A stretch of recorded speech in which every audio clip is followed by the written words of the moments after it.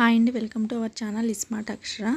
ఈరోజు ప్యాకెట్స్లో విడిగా దొరికే నూడిల్స్ని ఎలా ప్రిపేర్ చేసుకోవాలో చూద్దాం. ఫస్ట్ నూడిల్స్ని బాయిల్ చేసుకొని ఇలా రెడీగా ఉంచుకోవాలి. నూడిల్స్ని ఉడకబెట్టేటప్పుడు కొన్ని వాటర్ కొంచెం సాల్ట్ వేసి ఉడకనివ్వాలి. తర్వాత వాటిని ఒక చిల్లులు గిన్నెలోకి తీసుకొని అందులో వాటర్ పోయాలి, చల్లటి వాటరు. అప్పుడు అవి అతుక్కోకుండా ఉంటాయి, ఒకదానికొకటి విడివిడిగా వస్తాయి.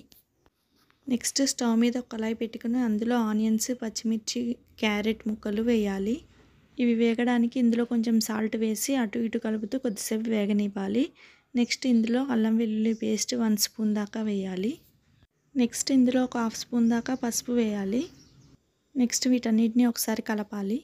ఇవి కొంచెం మగ్గాక ఇందులో 1 స్పూన్ దాకా కారం వేయాలి. నెక్స్ట్ ఇందులో ఒక 2 స్పూన్స్ దాకా ధనియాల పొడి వేయాలి. మనం నూడిల్స్ ఎంత క్వాంటిటీ తీసుకుంటున్నామో దాన్ని బట్టి ఇవి ఇంగ్రీడియంట్స్ అన్నీ వేయాలి. ఈ నూడిల్స్ బండిల్స్ లాగా ఉంటాయి కదా, మేమైతే 2 బండిల్స్ వేసాము. నెక్స్ట్ ఇందులో బాయిల్ చేసి రెడీగా ఉంచుకున్న నూడిల్స్ వేసి మొత్తం ఒకసారి మిక్స్ చేయాలి. చూసారా ఎలా పొడి పొడిగా వచ్చాయో? వీటన్నిటిని బాగా మిక్స్ చేశాక ఇందులో ఒక 2 స్పూన్స్ దాకా రెడ్ చిల్లీ సాస్ వేయాలి. ఇంకో 2 స్పూన్స్ సోయా సాస్, ఇంకో 2 స్పూన్స్ గ్రీన్ చిల్లీ సాస్ వేసి అన్నిటినీ బాగా మిక్స్ చేయాలి. వీడియోలో చూపిస్తున్న విధంగా టోస్ట్ చేయాలి. అప్పుడే అన్నీ బాగా కలుస్తాయి.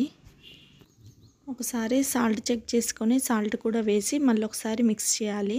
అంతే అండి, easy and tasty noodles ready అయిపోయాయి. ఒకసారి మీరు కూడా ఈ విధంగా ట్రై చేసి కామెంట్ చేయండి ఎలా వచ్చాయో. వీటిని సర్వ్ చేసుకున్నాక ఆనియన్ అండ్ లెమన్తో తింటే చాలా టేస్టీగా ఉంటాయి. ఒకసారి ఇలా కూడా ట్రై చేయండి. అంతే friends, thanks for watching. Bye bye.